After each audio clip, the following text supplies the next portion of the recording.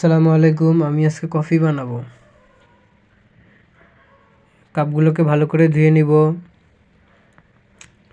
তারপরে এই যে কফি দুধটাকে ঢালবো 2 চামচ,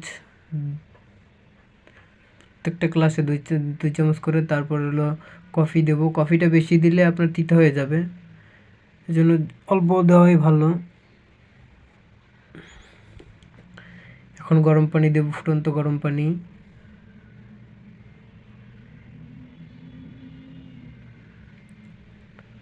ভালো করে গোটা দিব।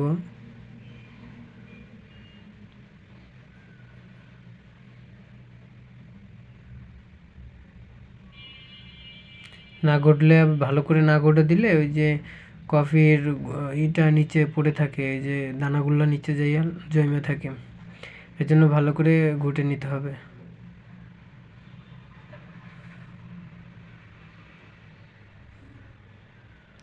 রেডি মজাদার কফি।